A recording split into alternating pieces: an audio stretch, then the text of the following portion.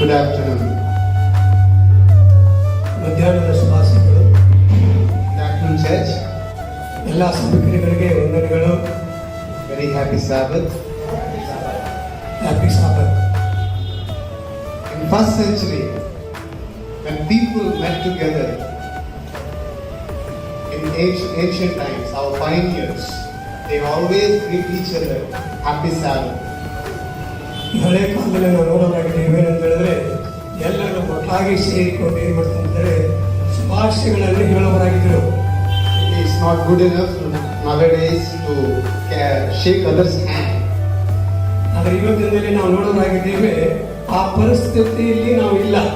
But we'll wish our fellow man happy Sabbath. ನಾವು ಇವತ್ತಿನಲ್ಲಿ ಕೈಗಳನ್ನು ಕೊಟ್ಬಿಟ್ಟು ಹ್ಯಾಪಿ ಸಾಬತ್ ಅಂತ ಹೇಳುವಂತ ಒಂದು ಕಂಡೀಷನ್ ನಾವಿಲ್ಲ. Happy Sabbath. ಎಲ್ಲರಿಗೂ ಸಬ್ಬತ್ ಶಾಲೆಯ ಸಬ್ಬತ್ತಿನ ಶುಭಾಶಯಗಳು. Wish each other. ನಾವೆಲ್ಲರೂ ದಯವಿಟ್ಟು ಏನ್ ಮಾಡೋಣ, ಒಬ್ಬರಿಗೊಬ್ಬರು ವಿಶ್ ಮಾಡೋಣ. Because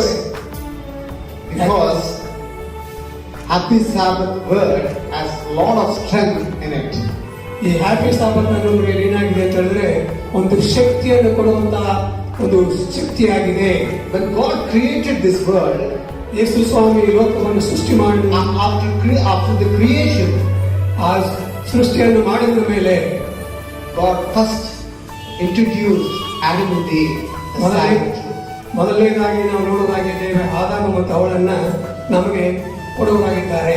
Before the creation of this world, ನಾವು ಸೃಷ್ಟಿಯ ಮುಂಚಿತವಾಗಿ in the heaven, ನಾವು ಪರಲೋಕದಲ್ಲಿ God introduced Sabbath to the angels. ಅಲ್ಲಿ ನಾವು ನೋಡೋದಾಗಿದೆ ಪರಲೋಕದಲ್ಲಿ ದೇವದೂತರ ಜೊತೆಯಲ್ಲಿ ಸಬ್ಬತ್ತನ್ನು ಆಚರಣೆ ಮಾಡಿದರು.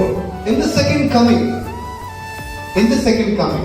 ಎರಡನೇ ಸಾರಿ ಯೇಸು ಸ್ವಾಮಿ ಬರುವಂತಹ ಸಮಯದಲ್ಲಿ, when we are in the millennium, ನಾವೆಲ್ಲರೂ ಈ ಸಮಯದಲ್ಲಿರುವಂತಹ ಸಮಯದಲ್ಲಿ, with 1,000 years without God, ನಾವು 1000 ವರ್ಷಗಳ ಹಿಂದೆ ಇರುವಂತಹ ಸಮಯದಲ್ಲಿ, and we will enjoy the Sabbath.